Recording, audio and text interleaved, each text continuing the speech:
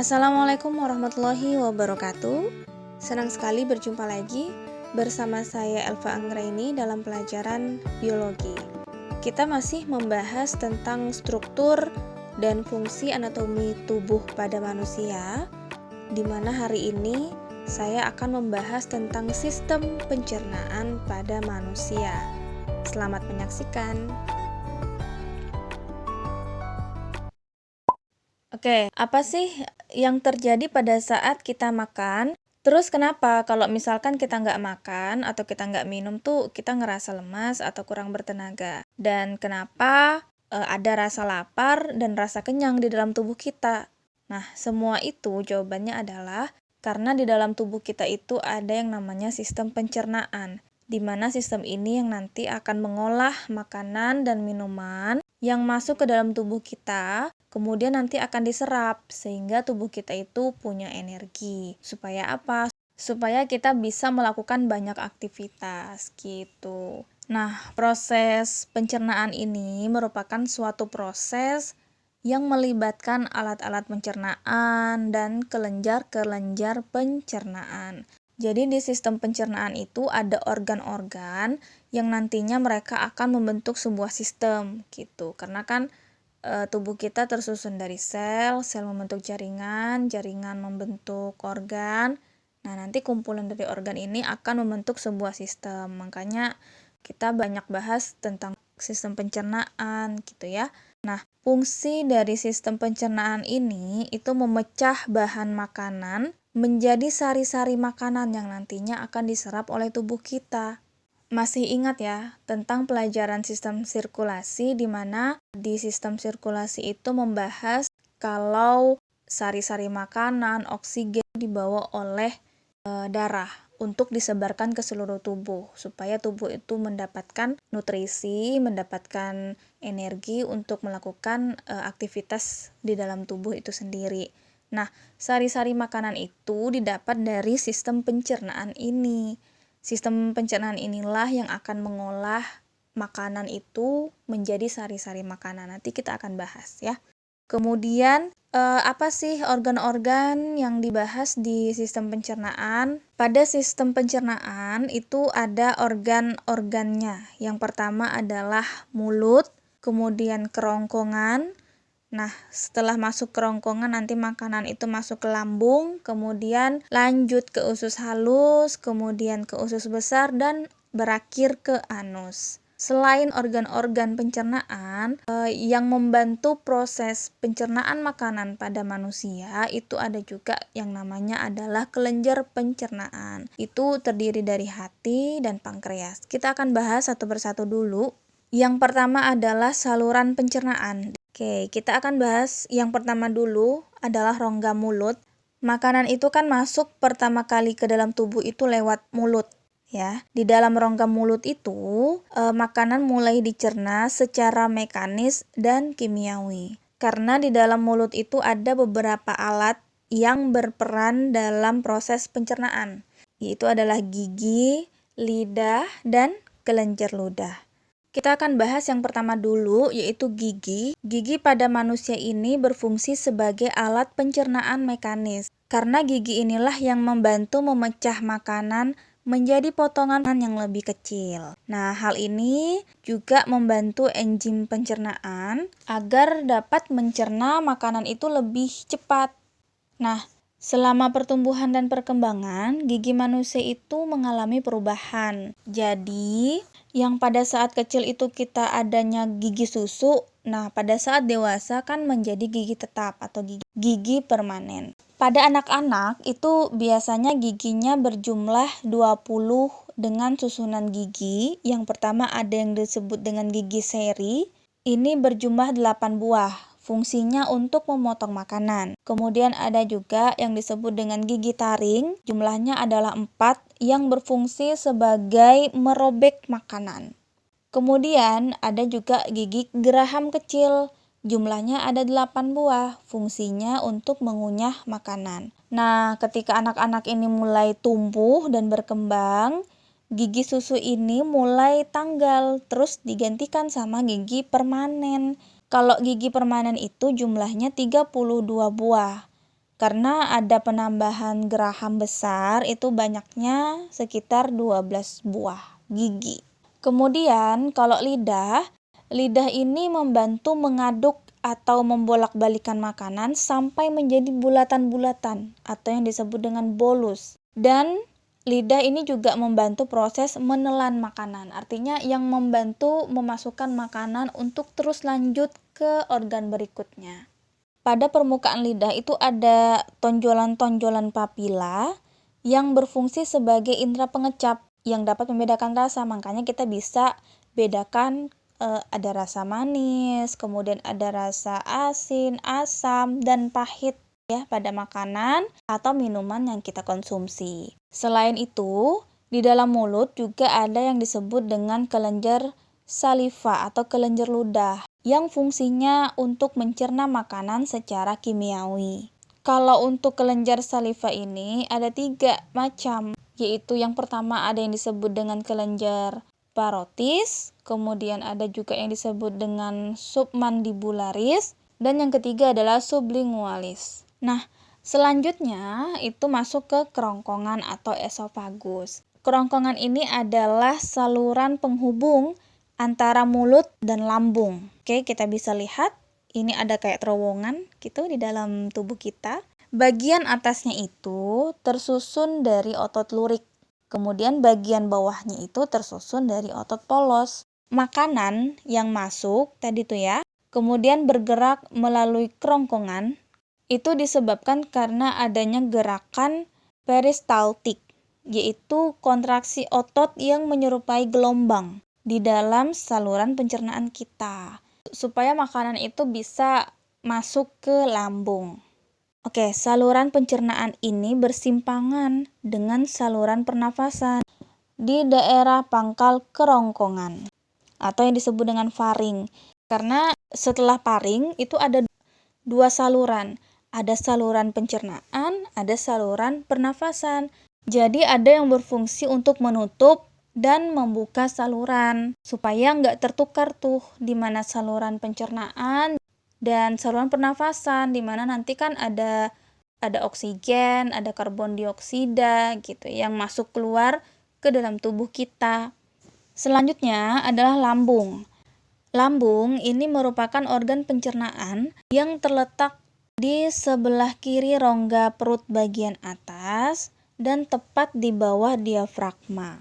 Jadi lambung ini tempat untuk penyimpanan sementara. Nah, selain itu juga lambung merupakan tempat mencerna makanan secara mekanis dan kimiawi. Di lambung itu ada otot ya, yang berbentuk melingkar, kemudian menyerong dan memanjang, yang nantinya akan menghancurkan dan menghaluskan makanan menjadi bubur atau biasanya disebut dengan kim.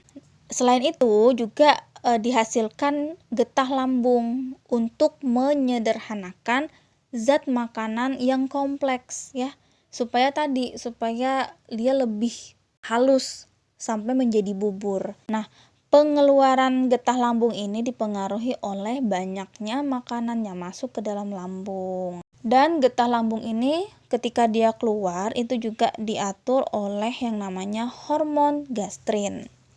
Pada lambung itu memiliki 3 bagian. Yang pertama ada yang disebut dengan kardia, yaitu bagian awal yang berhubungan dengan kerongkongan. Kemudian ada juga yang disebut dengan fundus, itu adalah bagian tengah lambung yang membulat. Dan ada juga yang disebut dengan pylorus, yaitu bagian bawah lambung yang berhubungan dengan usus 12 jari atau duodenum, serta menghasilkan cairan alkali. Pada lambung itu ada yang disebut dengan katup kardiak, di mana katup ini akan terbuka saat makanan itu masuk ke lambung dan menutup untuk mencegah makanan itu dimuntahkan lagi oleh kita. Gitu. Setelah makanan itu diubah dalam bentuk bubur yang setengah cair atau yang berbentuk kim, terus makanan ini akan menuju ke usus halus di bawah kendali katup pylorus. Oke? Kedua katup pada lambung ini disusun oleh otot yang melingkar, disebut dengan otot sphincter. Nah, otot ini akan mengendur kalau terkena asam, kemudian dia akan mengerut kalau terkena basa. Ini bertolak belakang tuh dengan otot pilorus yang terdapat pada usus halus, sehingga terjadi pengeluaran makanan dari lambung ke usus halus. Pada dinding lambung itu ada kelenjar yang menghasilkan getah lambung dan mengandung asam lambung atau HCl, kemudian pepsin, musin, dan renin. Asam lambung itu berfungsi untuk mengaktifkan enzim pepsinogen menjadi pepsin yang dapat memecah protein menjadi pepton. Selain itu, asam lambung juga membunuh kuman dalam makanan karena pH-nya itu 1,0 sampai 1,5 yang menyebabkan situasi lambung itu menjadi asam karena kuman itu nggak tahan di kondisi yang asam. Nah, kalau enzim renin ini berfungsi untuk mengumpalkan protein susu sehingga dapat dicerna oleh pepsin. Sedangkan kalau musin ini adalah mukosa protein yang melicinkan makanan. Selanjutnya adalah usus halus. Usus halus itu terdiri dari 3 bagian. Ada usus 12 jari atau duodenum, kemudian ada usus kosong atau jejunum, dan ada usus penyebaran atau ileum. Lapisan pada usus jejunum dan ileum itu punya tonjolan-tonjolan halus yang disebut dengan jonjot usus atau pili. Fungsinya untuk memperluas bidang penyerapan sari-sari makanan. Di dalam usus halus, makanan yang sudah menjadi bubur tadi ya, itu bercampur dengan cairan empedu yang dihasilkan oleh kantong empedu, kemudian getah pankreas, dan getah usus halus. Getah pankreas ini dihasilkan oleh kelenjar pankreas. Kalau getah usus halus itu dihasilkan oleh dinding sebelah dalam usus halus. Oke, pada usus halus ini terjadi proses pencernaan secara mekanis dan kimiawi. Terus ada juga proses penyerapan sari-sari makanan yang terjadi di usus bagian ileum atau usus penyerapan. Kalau misalkan makanan itu mengandung karbohidrat itu diserap dalam bentuk glukosa. Sedangkan kalau misalkan makanan yang kita makan itu mengandung protein yang banyak, nah protein itu diserap dalam bentuk asam amino. Glukosa itu dibawa oleh darah ke hati melalui vena porta. Kalau kelebihan glukosa ke dalam hati, maka glukosa ini akan diubah jadi glikogen dengan bantuan hormon insulin. Terus glikogen ini disimpan dalam otot dan hati. Sedangkan kalau glukosa yang diperlukan dari hati itu dialirkan ke jantung melalui vena cava inferior. Kemudian kalau misalkan makanan yang kita makan itu mengandung lemak. Nah, lemak itu akan dicerna menjadi asam lemak dan gliserol. Di dalam pili, asam lemak dan gliserol itu diserap oleh pembuluh kil.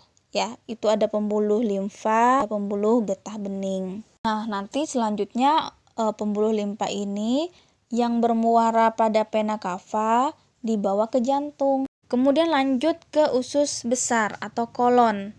Jadi setelah masuk ke usus halus, makanan itu kemudian masuk ke usus besar. Jadi sisa makanan yang tidak diserap oleh usus halus itu akan diteruskan ke usus besar. Usus besar ini pada umumnya terdiri dari usus besar ascending atau usus besar naik, kemudian usus besar datar, dan usus besar turun. Kemudian berakhir pada rektum, yaitu ini bagian yang berotot, dia mengeluarkan feses kita melalui anus. Nah, pangkal usus besar ini disebut dengan sekum. Ada juga yang disebut dengan appendix atau umbai, cacing, ini merupakan perpanjangan dari sektum. Oke, dinding usus besar itu tidak memiliki pili, sehingga tidak terjadi penyerapan sari-sari makanan, ya. Tapi dia nyerap air, makanya feses kita itu menjadi padat, gitu, karena air yang tadi tidak terserap di usus halus itu diserapnya di usus besar, makanya feses kita itu padat, ya. Selain itu, pada kolon atau usus besar juga terjadi proses pembusukan sisa pencernaan oleh bakteri Escherichia coli. Di dalam tubuh kita itu ada bakteri baik, yaitu namanya adalah Escherichia coli, di mana dia berperan untuk membusukkan sisa-sisa cari makanan. Nah, selain itu juga bakteri E. coli ini juga menghasilkan gas H2S, kemudian NH4, dan vitamin K, di mana vitamin K ini yang berperan dalam proses pembekuan darah. Masih ingat ya, pelajaran tentang sistem sirkulasi di mana proses pembekuan darah itu dibantu oleh vitamin K. Selanjutnya, organ terakhir itu adalah anus. Jadi, kolon ini berakhir pada bagian yang disebut dengan rektum, yang panjangnya sekitar 15 cm dan diakhiri oleh anus. Anus itu merupakan bagian akhir sistem pencernaan.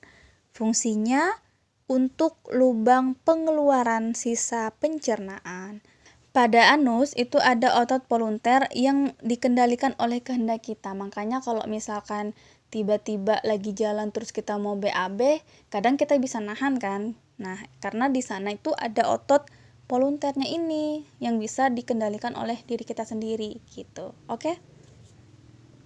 Pembahasan berikutnya pada sistem pencernaan itu adalah kelenjar pencernaan, di mana nanti kita akan bahas tentang hati dan pankreas. Yang pertama adalah hati. Hati ini punya beberapa belahan atau biasa disebut dengan lobus, yang setiap lobusnya itu punya saluran empedu. Pada lipatan hati itu ada kantong empedu yang fungsinya untuk menyimpan sekresi dari hati. Nah, kantong empedu ini punya saluran yang berhubungan dengan ductus hepaticus dan muaranya itu pada ductus choledocus yang mengalirkan ke usus 12 jari, yaitu duodenum, usus halus. Hati itu berfungsi sebagai yang pertama penawar racun, kemudian dia tempat penyimpanan cadangan glukosa dalam bentuk glikogen, kemudian sebagai penghasil cairan empedu dan perombak eritrosit yang sudah tua. Ya, ini sudah saya jelaskan pada materi tentang sistem peredaran darah, di mana eritrosit yang udah tua itu nanti akan dirombak oleh hati. Dan juga sebagai penyintesis atau pembuatan protein albumin, globulin, dan fibrinogen. Lanjut, yaitu pankreas. Pankreas ini ada dalam lipatan duodenum. Pada pankreas itu ada dua macam kelenjar, yaitu kelenjar endokrin yang menghasilkan hormon insulin dan kelenjar eksokrin yang menghasilkan getah pankreas. Selanjutnya adalah gangguan pada sistem pencernaan. Yang pertama itu adalah diare. Biasanya ini disebabkan oleh bakteri yang masuk ke dalam sistem pencernaan, itu akibatnya penyerapan air di dalam kolon itu terganggu. Nah, jadi kerja kolon itu harus dipercepat gitu.